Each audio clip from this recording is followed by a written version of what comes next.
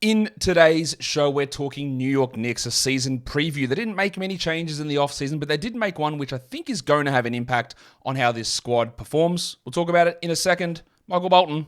Thanks, Josh. It's Michael Bolton here, and it's time for another episode of the Locked On Fantasy Basketball Podcast. Let's get to it. Let's get to it, indeed. You are Locked On Fantasy Basketball, your daily fantasy basketball podcast, part of the Locked On Podcast Network.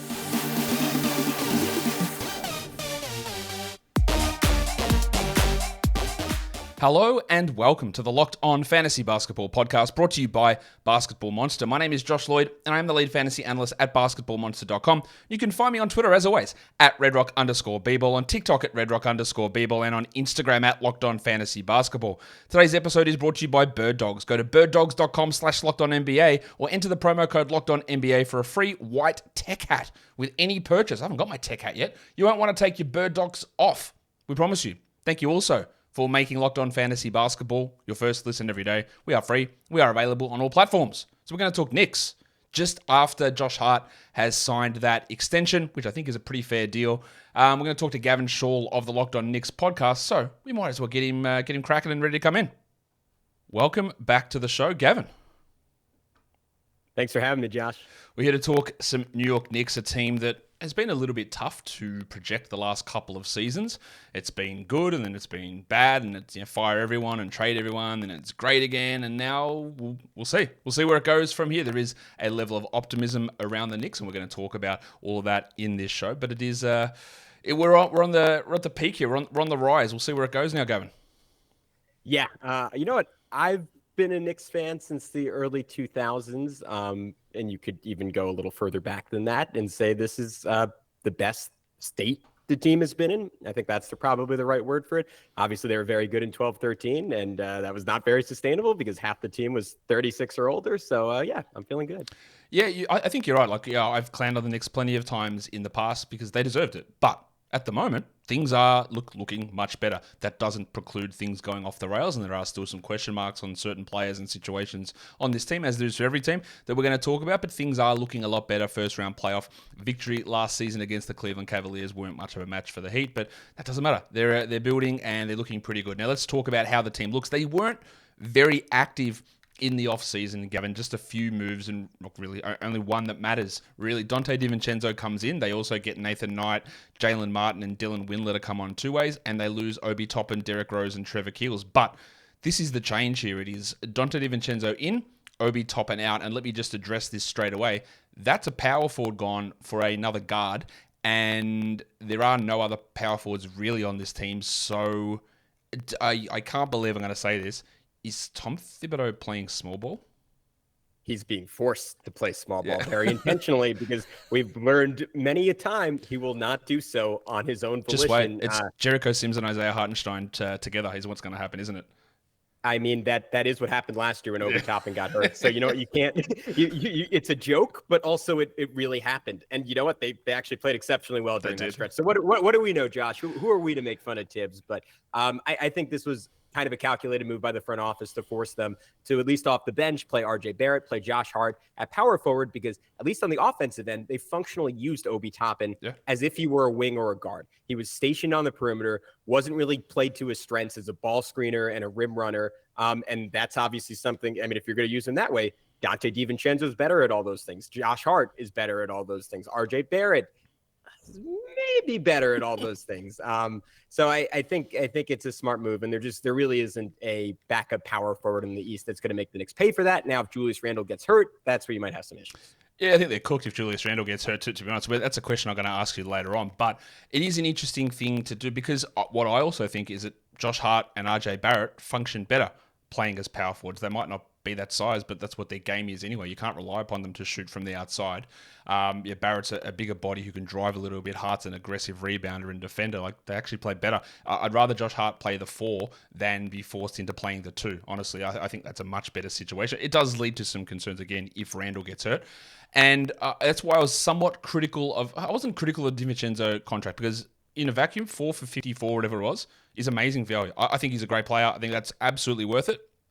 My thing is, how does it make sense with Hart and quickly and Barrett and Brunson and now DiVincenzo, where they're all theoretically all the similar sort of players, and Grimes who plays similar positions, where it's like, okay, there's a lot of overlap here. We're going to have to see changes in roles from some of these guys. Also, you could criticize them for trading Obi Toppin for nothing, but once you make the mistake of making the draft pick, you can just keep making mistakes forever and not do anything about it. But like, just, all right, he's gone, we'll do something different. And I think that's totally fine. You're not going to get anything back from him. He wasn't good. You never showcased him. You never gave him an opportunity. You were never going to get anything more back. You accepted your mistake and you moved on. And I think that's a sign of a positive front office. Yeah, I tend to agree. Obi certainly had some flashes. I think, last 5 games of 21-22, put up 27 points a game. Last 5 games this year, similar numbers. Like he showed he can certainly be an excellent offensive player in this league when given a real opportunity. That opportunity was just never going to come with Julius Randle leading the way on the Knicks. As for the DiVincenzo comment, I think it was an insurance signing in a lot of ways. With the possibility of a big trade, which maybe is something we're going to get into, always being on the horizon for Leon Rose, always nominally the agenda. I think there's an expectation that one of Quickly, Grimes, or Barrett will be dealt at some point this year and at the latest next offseason. And I think DiVincenzo is a guy saying like, hey, you lose someone like that. This is a pretty good player you can slot into that position. Yeah, totally. Like, and that's what I say. The contract for him is really good, and when that opportunity opens up, no problem. Now, the thing you mentioned there is like there's always a big trade on the horizon, but is there? Like, we hear about it. It never ever seems to happen, and they seem which is totally okay. They seem very reluctant to do it, and I've got no problem with that. But the whispers are always there. But I don't know if that's a real thing or if it's just New York media being, well, a trade's going to come, or let's just throw the Knicks into a discussion about a big trade. Because when was the last big trade they pulled off? I can't even think. Maybe it's something just blank in my mind. I can't think of anything. It was Carmelo Anthony. Yeah, that was the last 11 years ago, 12 years ago. At least. Yeah. Yeah, I think they know they have the assets, I guess, to be in that conversation would be the best way to frame it. And I think, to your point on DiVincenzo's contract, something this front office has done really well is I think essentially all their contracts are positive value and have aged really well. I mean, RJ, I would say, is the worst one, and you could still make a pretty good case, especially given how he played in the playoffs, that's kind of a neutral value deal. And I think there could be a smaller deal trade or just trying to turn one of those guards into a bigger wing. There's a number of directions they can go, but I think the whole point of DiVincenzo was to give them more flexibility. And I think arguably in the meantime, again, given the role that Obi was playing offensively, like make them better, even if some of these guys are not getting the right amount of minutes. And that's where I think things could get a little bit slippery from last year where the vibes were so good. Let's talk about Julius Randle because he sprained his ankle at the end of the regular season. He came back for the playoffs. He clearly wasn't right. He looked terrible. He's had terrible playoffs in the past. So is it to do with his ankle? Is it to do with the way the playoffs go? It could be a bit of both. But he did have ankle surgery in the offseason. Are we expecting him to be ready to go for training camp? Yeah, he should be 100% healthy for training camp. And look, that was a question we were all asking. It was tough to gauge because at times he looked like he could still move. It looked like he could still be pretty explosive. And then you'd see plays where he get his pocket picked at midcourt and he kind of just shrugs his shoulders and doesn't really even try to jog back. So there was certainly some inconsistent effort in the playoffs, but he needed major surgery this offseason. And you got to give him some credit for battling it out. The Knicks certainly still needed him. Obi wasn't really ready for that stage. But he's going to be my swing factor coming into this season, Josh, because you mentioned the Knicks up, down, that directly correlates with how Julius Randle has played in his 4-year tenure. Yep, exactly. He's for as much as we don't, well, I don't think you do, but I don't think he's their best player.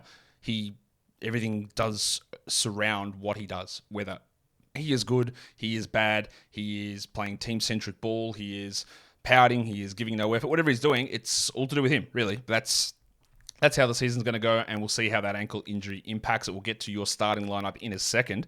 But today's episode is brought to you by Bird Dogs, and people are going to be real shocked to know that I am wearing Bird Dogs again. I cannot get these things off, and I'm waiting for my next shipment to come because they are the best shorts that I've ever worn. They're the most comfortable things you could possibly ever wear, and this is what this copy says. Bird Dog shorts do the exact same thing as Lululemon, but fit way better. I wouldn't be able to tell you what Lululemon feels like, but I know that it's going to be impossible for them to be better than what Bird Dogs feels like now. They have invented something called Cloud Knit fabric. It looks just like khaki, but it stretches, so you get that nice slimmer fit without having to sacrifice any movement. When you get these bird dogs, you're going to put them on. You're going to go, man, how did I live without my bird dog shorts? They're fantastic, and they've got this great new deal as well. So you go to birddogs.com/LockedOnNBA. You enter the promo code LockedOnNBA, and you get a free white tech hat. That's birddogs.com. I can't show you the hat yet. It hasn't arrived. That's birddogs.com/LockedOnNBA, or the promo code LockedOnNBA for a free white tech hat. You won't want to take your bird dogs off. We promise you. And I promise you, I've got them on. But, you have to pay extra for legs. Let's go through to your projected starting five. Gavin, it is the same projected starting five that I have. And I tweeted this out yesterday, 2 days ago when this show's released. And I got pushback, and I didn't think I would. Jalen Brunson, Quentin Grimes, RJ Barrett, Julius Randle, Mitchell Robinson. I had many people go, it's not going to be Grimes. It'll be Josh Hart that starts. And I don't agree. Okay, talk me through it. Why am I getting pushback? Because I'm not embedded in Knicks discussion or Knicks fandom as much as what you are. Why am I getting pushback of Grimes starting over Josh Hart? It might be that Hart, got that opportunity in the playoffs, but I don't see any way that's the case to start the regular season. The Knicks were actually dramatically better in the playoffs when Quentin Grimes was on the floor, and that was despite him not shooting very well, because he's one of the few guys in that starting lineup that gets respect from the perimeter and gets guarded out on the perimeter and gets treated like a capital S shooter. And you absolutely need that around Jalen Brunson, who worked magic, honestly, to get the Knicks to the third best offense in basketball. And statistically, this is an incredible statement, but it was true. One of the 5 best offenses in NBA history, given that they were a little bit less of a toilet bowl than in last year's, because Julius Randle really upped his number of 3-point attempts. But Randle was still at only 35% from 3. RJ Barrett was right around 31% from 3 the whole year. Mitchell Robinson is about as much of a magnet to the basket as there is any human being in existence in the NBA. So you absolutely need Quentin Grimes out there. I would also argue he's a better defender than Josh Hart. And he started, obviously, pretty much all of last year. So I'd be shocked if that changed. The shift that I would argue for is Emmanuel Quickley in that starting lineup over RJ Barrett. That's not something that's going to happen, but Quickley was exceptional as a starter a year ago. So if there was going to be a change, I would hope it would be that. Again, I don't think that's going to happen. I think it'll be the same lineup that it was for most of last year. Yeah, it's not going to be Quickley over Barrett, but I think it will be Quickley over Barrett at the end of games. And we saw plenty of success with that sort of situation. We're going to talk a little bit more about that later on. But you're right, Grimes is the best shooter out of that group. He's the most deadly in terms of spacing. And while you say he is a better defender than Josh Hart, I do agree with that. That's a little bit unfair to Josh Hart, because Josh Hart's still let's say second best perimeter defender on this team. I won't count Mitchell Robinson in that group. So yeah, he is better than him, but Hart's still really good. But Grimes is a better option there. But they've got other guys there. But I agree. Like, it doesn't mean that Hart's going to play fewer minutes than Grimes. It might be one fewer minute. But it's not like Josh Hart came across and played 38 minutes a night straight after the trade. He settled into this little bench role, and how the minutes get distributed will be really interesting. Now, last season, Tom Thibodeau, again, I'll clown on this bloke so many times because he does dumb things often, and he has throughout his career. But when he made the decision, which goes against his ethos 100%, to take Evan Fournier out of the lineup, Derrick Rose, the guy that he's loved forever, out of the lineup, and replace them with younger, unproven players, that is completely against what Tom Thibodeau does, and it worked. So we're going to go back to this 9-man rotation, and the only difference here is Dante DiVincenzo replaces Obi Toppin. Remember, Juice McBride was in there until the Josh Hart trade, so you're going to have Quickley, Hart, Hartenstein, and DiVincenzo. I don't really have a huge amount to talk about there, but what the query is going to be is Quickley played 30 minutes a night last season. Josh Hart played 30 minutes a night. DiVincenzo played 26 for the Warriors. Obi Toppin played 12 last season. So who is losing out here? Or are we seeing a sub 30-minute RJ Barrett? That's the direction I would go. I think it's going to be a little bit less for just every one of the guards. Like, I don't see any way you make this work and you justify giving Dante DiVincenzo $14 million a year without everyone losing a couple of minutes here and there. There's just no real way around it, unless they go truly small and play Julius Randle at center, which, again, Tom Thibodeau has never shown any appetite to do outside of a couple of desperate fourth quarters where they were already down by 20 points. I'd love to see the stats on it. I don't have them in here. I reckon he played 3 minutes total at center last season, and then they were like a plus 20 net rating in that time, and then he went, no, that was too good for me. I'm not going to do that. We're going to go back to this centers who never touched. Wouldn't want that. Wouldn't never want to win touched the that ball. way. There was that one game, and then him and Toppin were playing the 4 and the 5, and they had this huge comeback, and then the next game, we didn't see it ever, and it just never reappeared again. I'm pretty sure it happened once last season. You'd know more than me, but I do distinctly remember that one game where it happened, and they had this massive fourth quarter, and then we just never saw it again, because that is the stubbornness that is Tom Thibodeau. This is an interesting team because there's only 2 players on this roster under the age of 23. There are a bunch of guys like Quickly, who's just turned 24. There's Barrett, who's just turned 23, who was young, but I'm using this youth focus as guys under 23. There's only 2 of them. It's Juice McBride and Jalen Martin, as they had no draft picks. And Jalen Martin, even the other two-way guys they brought in, Dylan Windler and Nathan Knight, are both 26, or Windler's almost 27. So there's not a lot happening here. McBride did crack the rotation last season. He's going to be on the outskirts here, but would you say that he's firmly as that sort of 10th guy in Tibbs's rotation, that when someone gets hurt, that he's just going to step in and have a little bit more trust? Yeah, I think he's one of the luxury pieces in the NBA. Like, to have someone who's that elite of a defender as a 10th guy, it is a great option. And I think on different teams, he would be a surefire rotation player if his shot fully comes around. Last year, it was in the low 30s. In the G League in the past, he's put up 40% shooting from distance on high volume. So there's probably some internal confidence that if he's ever to get sustained minutes, that could come along. But I think, similar to a lot of guys with Tibbs, like when those minutes aren't assured, you see kind of rollicking and inconsistent confidence in their ability to shoot. And in turn, you get inconsistent results. Again, Jalen Martin, just sort of an upside bet coming out of the Overtime Elite League. No thoughts on Dmitro Skapintsev, who was signed to an Exhibit 10? Some of the guys that the Knicks signed to their Exhibit 10s, Obadiah Noel and Dmitro Skapintsev. I was like, okay, we're joking. Gosh, I did not know the latter name existed until you just said it. So maybe that's an indictment on me. Obadiah Noel and Dmitro Skapintsev, they're 2 recent signings. But I reckon there is a lot of people who are watching this, and I don't know why I'm going to mention this, but that don't know that Isaiah Roby and Daquan Jeffries play for the Knicks, because those 14 and 15 roster spots on the Knicks never play. And the two-way guys play like 2 minutes a night for 4 games. They just never play. And that part of that is some injury luck and the tightness of the rotation. But these guys at the end of the bench, they just never get out there. And it's been about 3-4 years in a row that we just never see them.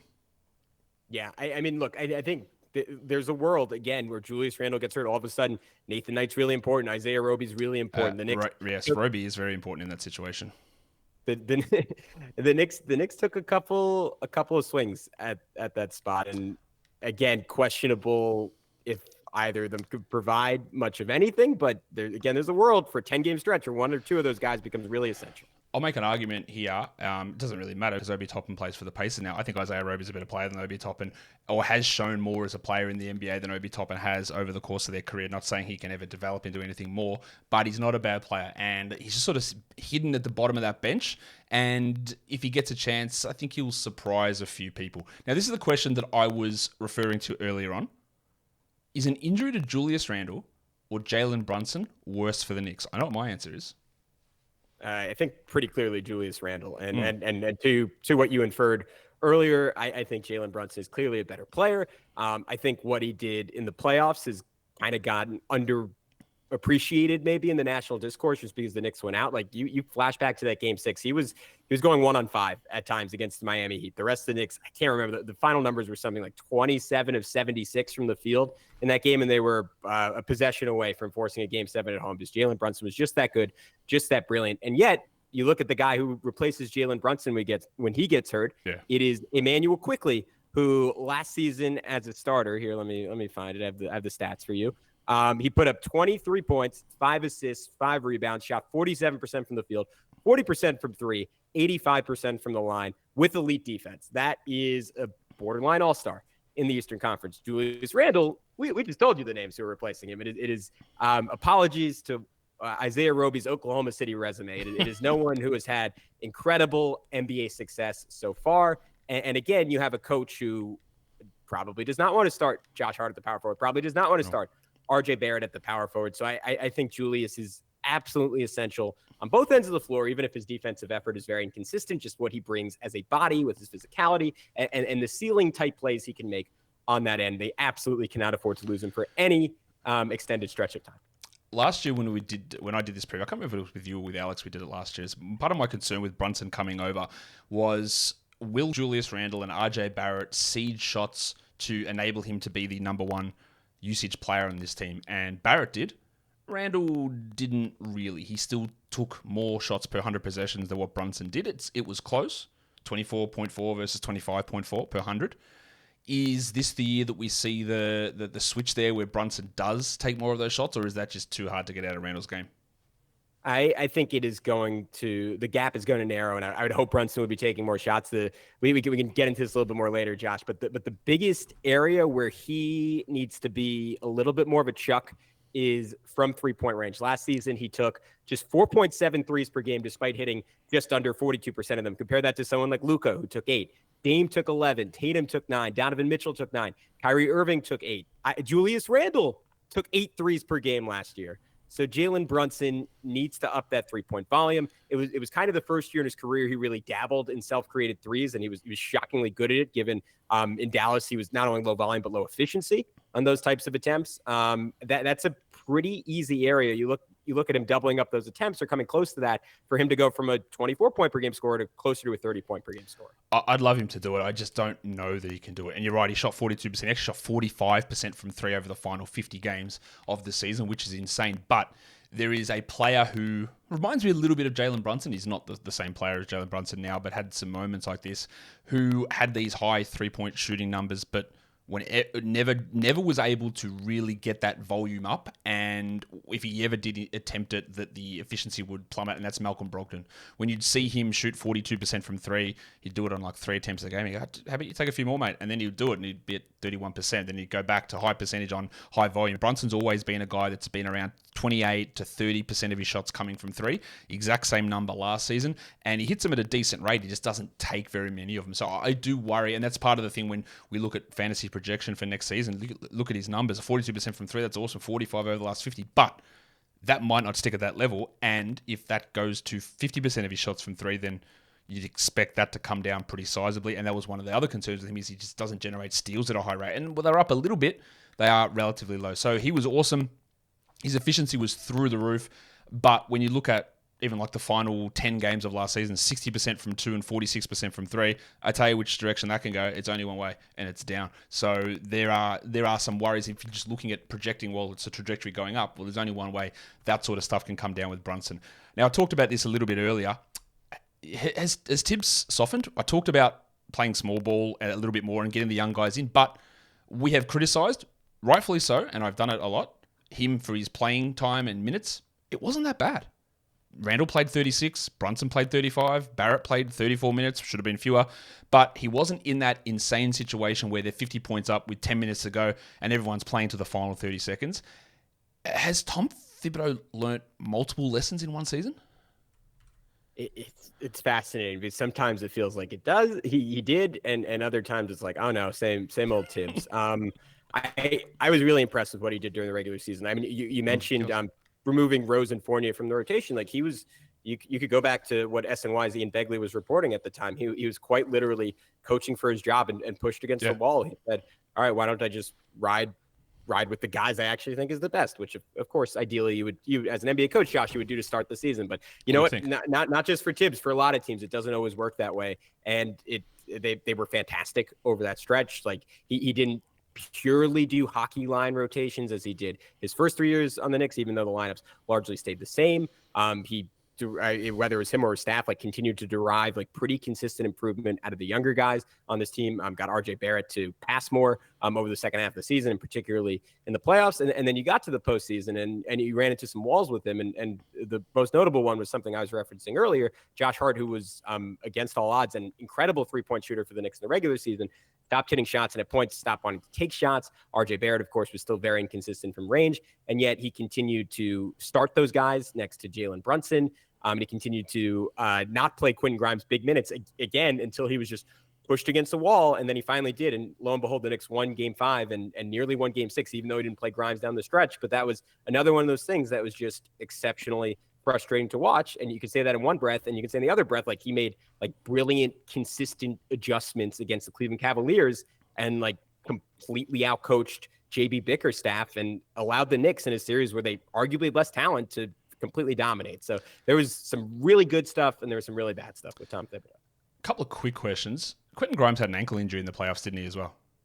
Yes. Mm-hmm. So do you reckon that's part of the Josh Hart getting those more minutes and starting? I just completely forgot until right then, because I remember he had that crazy steal where he's like limping around and then jumped back up and got that thing. So maybe that's part of the minutes change. And the other thing with Tibbs, this is my Tom Thibodeau therapy session where I've got to go, man, I have to admit that he's changed, but I've also got to criticize him on something. How does a man who played and coached Joakim Noah to a top 5 MVP finish as a point center hub, take a point center like Isaiah Hartenstein, and for years and years and years turn his center position in lowest usage players in the entire NBA. It doesn't matter who's there. Robinson, Hartenstein, Noel. They're running at like an 8% usage. Why is he so against the centers touching the ball ever? And Hartenstein is a guy that should be touching the ball. And we've heard those maybe complaints from Hartenstein's girlfriend about not being used correctly, which I 100% agree with.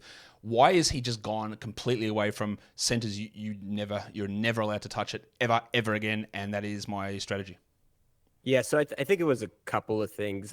He loved Nerlens Noel that first really good Knicks season during the COVID year in 2021, and I think since then he's basically been like, all right, how can I just have my backup center cosplay as Nerlens Noel? And even though that really is not Isaiah Hartenstein's game, he was to some extent trying to fit him into that mold. And I think a little early in the season, they were trying to give him an expansive role, and it just didn't click right away. And a big part of it was the injuries, the fact that guys like Cam Reddish were in and out of the rotation. Obviously, Evan Fournier, Derrick Rose were in and out. And as a facilitating center, a guy who doesn't have the ball in his hands, like even in, outside of a Nikola Jokic, right? But like even in the best of circumstances for Isaiah Hartenstein, he's not going to get a high volume of touches. And it becomes so essential that he gets an opportunity to develop chemistry and get reps in that role. And I think there were so many things going on, like it just stopped being a priority for Tom Thibodeau. And then they started winning despite the fact they didn't have that. And then there was, I mean, Tibbs, like he's not going to make an adjustment in the best of times. He's certainly not going to make an adjustment when things are going well.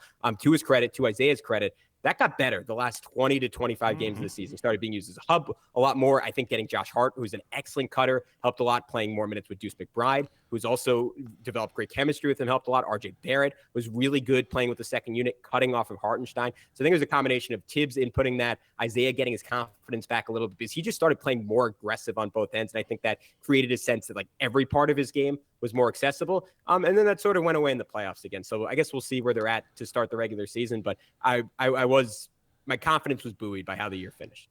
Let me tell you something about Hartenstein is that the last 10 games of the regular season when Randle was out, 7.1 assists per 100 possessions, which is higher than the number he had for the season before with the Clippers. So maybe there's some of a Randle factor there, because obviously Randle plays a lot of minutes and it crosses over with both units, that when Randle wasn't there, they were using Hartenstein in that role a little bit more, and he was still able to do it. So that's something just to watch in terms of Hartenstein moving forward.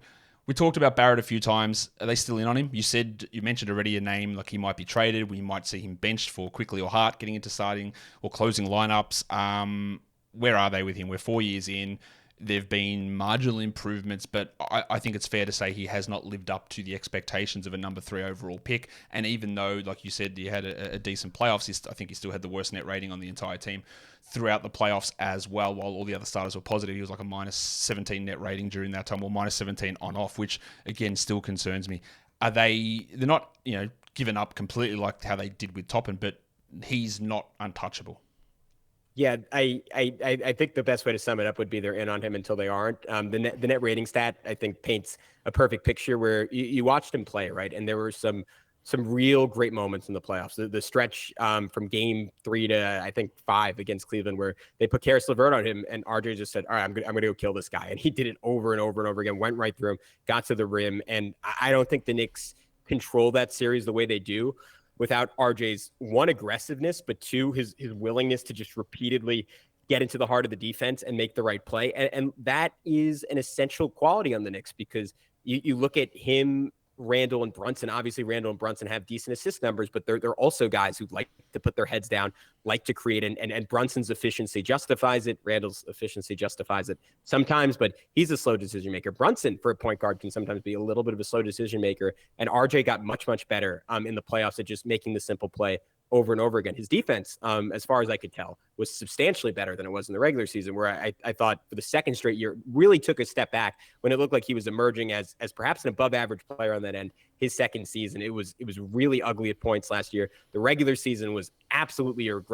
On a season before that was a regression. It got really, really bad. We got really low on him. And then the playoffs, he did great. But to your point, the net rating still wasn't there, because a high volume guy who is just not an efficient scorer of the basketball, and in particular, not very good from 3-point range, is just not an ideal fit next to Jalen Brunson and Julius Randle. You plug in someone like, obviously this is the higher end of this type of guy, but an OG Anunoby, completely different team. But you could even give me a lower end example of someone who's just kind of a pure 3-and-D wing. I don't know.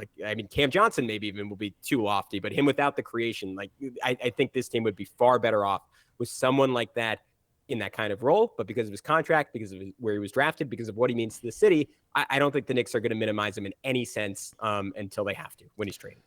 Who's a breakout candidate on this team, and why is it Quentin Grimes? He was my answer. Yeah, okay. It is absolutely Quentin Grimes. He put up 14 points, 3 rebounds, 3 assists post All-Star break. He shot 51% from the field, 45% from 3. If memory serves, that was on about 8 attempts per 36 minutes, so certainly not low volume, 79% from the line. And he was getting those numbers done, Josh, and still didn't really get a lot of opportunities in terms of self-creation. And look, we always reference this with Grimes, but the pedigree's there. Coming out of high school, he was the top point guard recruit in the country. Coming to the University of Kansas, they were saying he was going to be maybe the best freshman they've ever had because of his ability on the ball, because of his ability to create. You see flashes of it. Fred Katz had this great stat. I'm not sure what the final number was, but about 2 months into the season, he had the best blow-by rate in the entire NBA. He shot 71% at the rim. That is absolutely elite for a guard, 84th percentile in the NBA. He is a really fantastic passer in those situations when he beats his man off the dribble. And in the playoffs, and granted, some of this might have been injury, but I was begging for the Knicks when Miami was putting Duncan Robinson on, saying, hey, get Grimes the ball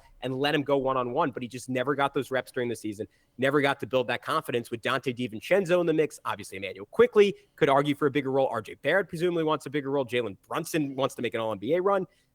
It's going to be tough for him to get those touches. I think if the Knicks are smart, they should force feed him because he is someone who has to be on the floor in the closing minutes of games and someone who can absolutely help them with a little bit more work off the dribble. And I expect him to top out is right around a 40% three-point shooter this year on volume. I think his second half performance is more accurate of his shooting talent than his first half struggles suggested. I was big on him last preseason because I just assumed that he was going to be in that mix to start, and then he got injured in the preseason. And when he returned, he basically was put straight back into the starting lineup and looked great. And I love a player like this who does a whole bunch of stuff in college, is the number one guy, high usage, point guard, and then adapts his role, then changes it. And, hey, you want me to do this? I'll do this. And then, as you see, the season goes on, his usage rate climbs and climbs and climbs. He gets more comfortable. And I think there is a real takeover potential with this guy at some point coming up in the future. People can talk about, Josh Hart might be a better player now. This guy's 23 years of age. In 3 years' time, I think he's going to be a real monster. I really love what he's able to do and the ability to scale, which some players can't scale up, some players can't scale back. I think he can do it both ways. I think we've already seen that, and I think that when the time comes and Barrett is gone or Randle's maybe gone and Grimes is 26, that he will be that second usage player who's getting 25 a night and averaging 18 points and hitting threes at high volume and becoming a really valuable player. So I'm excited to see what he can do this season. What about on the negative side of that? What about a regression candidate? It has to be Julius Randle, right? If you were to look up regression in the NBA dictionary, you could see a big picture of Julius, right? Terrible his first year on the Knicks. I didn't get to watch him a ton on New Orleans, but from what I remember, even in contrast to what he did for the Pelicans a year before, then comes back, puts together a second team All-NBA season. Incredible hero, face of New York, all that. Terrible playoff performance. He's shook, comes back. He's thumbing down the fans. He is cursing people out. He is walking off the court after emotional comeback victories. He's not who you want to be.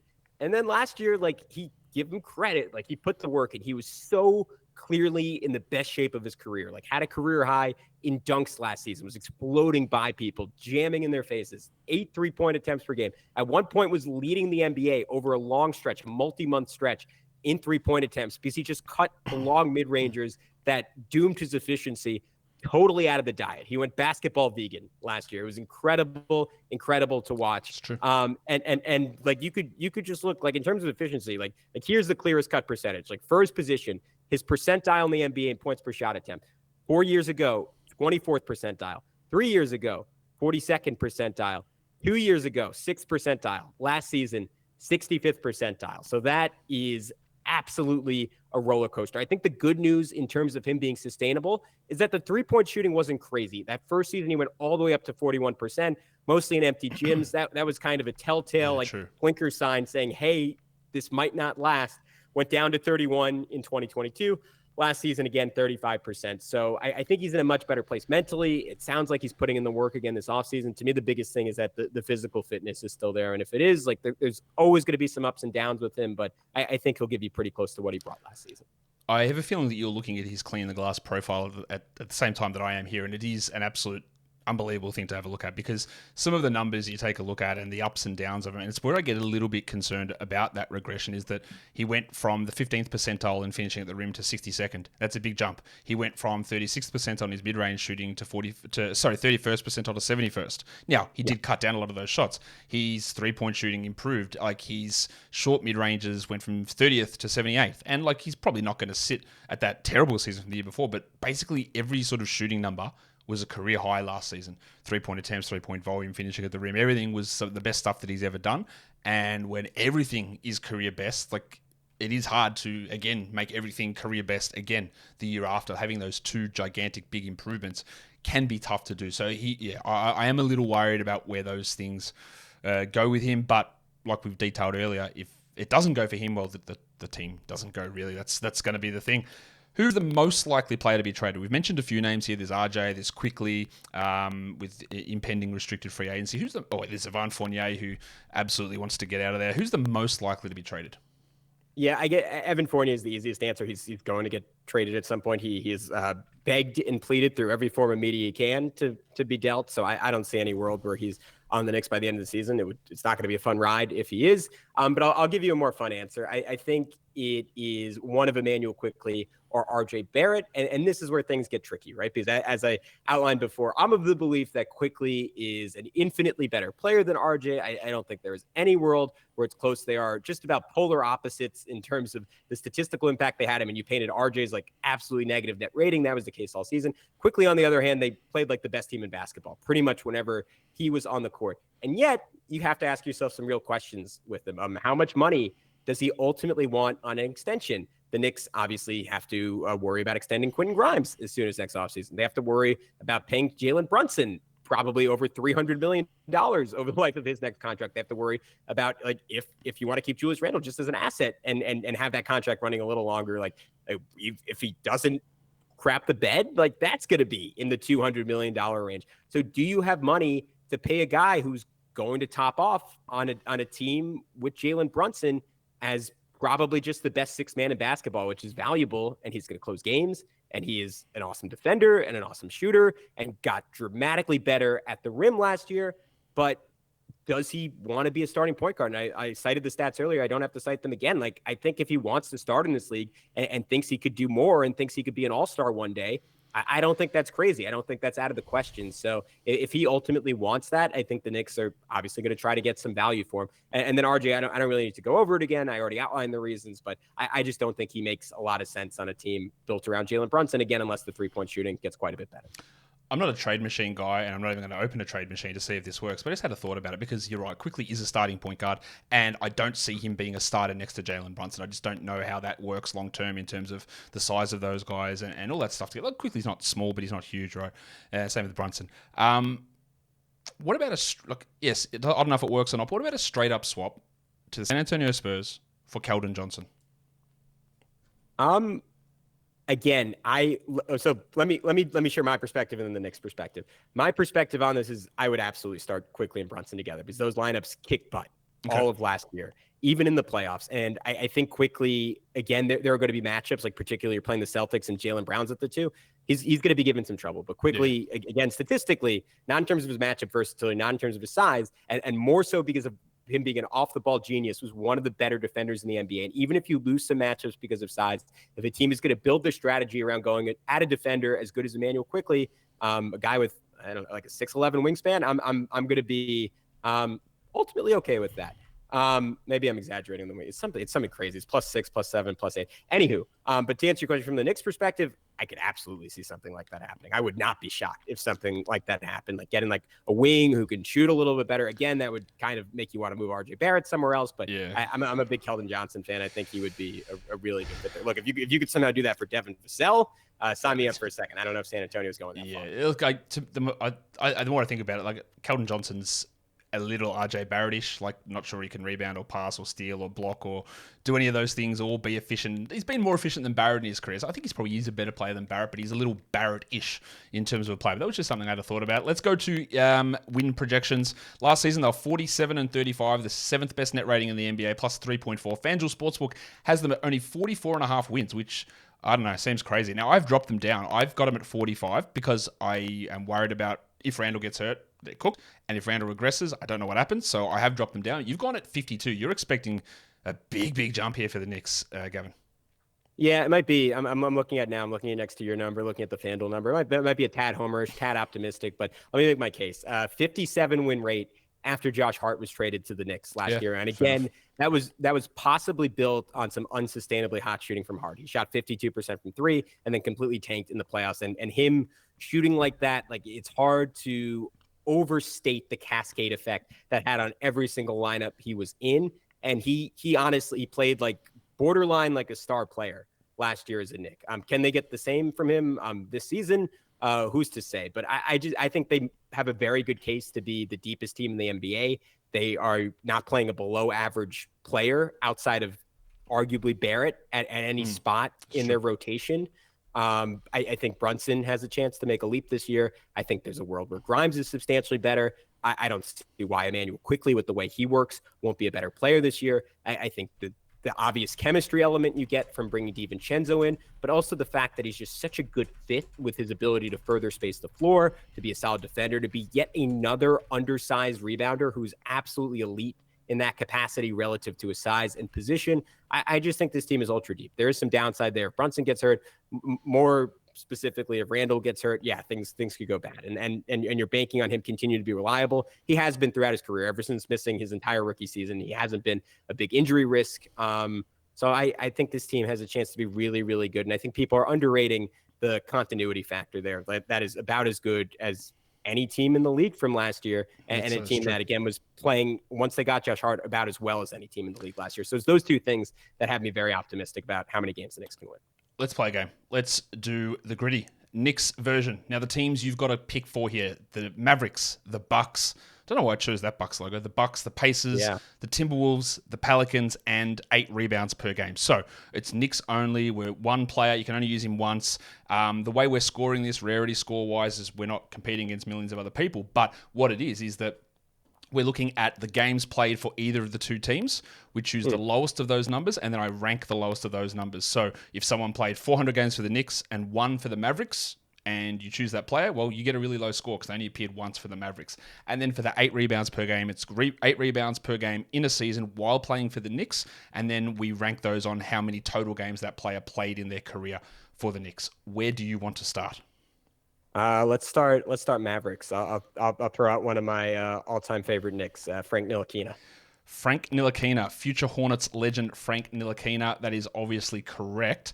The score on that is not bad. It's actually, I thought it would be higher. It gives you a 39.77. He played 105 games for the which team? For the Mavericks. It's 105 games for the Mavericks. That's 39th percentile out of everyone who played there. So where are we going next? All right. Let me think this through. We can go Timberwolves. Minnesota Timberwolves. All right, let's do this. Yeah. All right. This is going to be too high of a percentage. I want Stephon Marbury is my all-time favorite Knick, but let me try to think of someone a little bit rarer that has played for both teams. Ooh, there's some good ones. Taj Gibson. Taj Gibson is correct. Unfortunately for you, it is a little too correct because he played a lot of games. In terms of the guys crossing over between these teams, he is like the 3rd highest amount of games. Luckily for you that Stephon Marbury was the first there, so you would have got 100 if you had chose Marbury, but Gibson is a 90.63. Marbury was the most. Someone asked if I can relay the highest and lowest, and I might as well do that. The lowest number of games played, or the lowest score you could have got, was Darko Milicic, who played 8 games for the Knicks. Wow. So there you go. You could have got an 8-game Darko in there. All right, let's do the next one. Where are we going with the next one? Is that the Bucks in there? That is the Bucks. I know I don't know why I chose that logo. That is the Bucks. Okay. All right. I gotta think this through because there's no one at the top of my head. Oh, there's a real good one. The Bucks. I just saw. All right. Knicks Bucks. I know Bobby Portis, but again, that's going to be one of the highest ones, I think. Trying to think of like a guard. I feel like there's a guard that played a lot for both of them. or not so much for the Bucks? Yeah, that's where you want to go. You want to go for the ones that have played a few games for one of the teams. All right, let me circle back to the All right, Bucks. we'll get back to them. Can I go because I just came to my head. Can I go Elfrid Payton for the Pelicans? Elfrid Payton for the Pelicans. You can go with Elfrid Payton for the Pelicans. Let's see where that takes us. Elfrid Payton, a very weird New York Knicks tenure. He only played 42 games for the Pelicans. I thought he played more than that for them. So that gives you a score of 22.2 for Elfrid Payton. That's not a bad score. 20.1, sorry for that one. All right, and then Pacers, I'm going to go Chris Copeland. Oh, that's the best one. I hope it works. I hope it's a good score. I love the Chris Copeland one. He played about 10 games for the Knicks, I feel like, after signing that contract.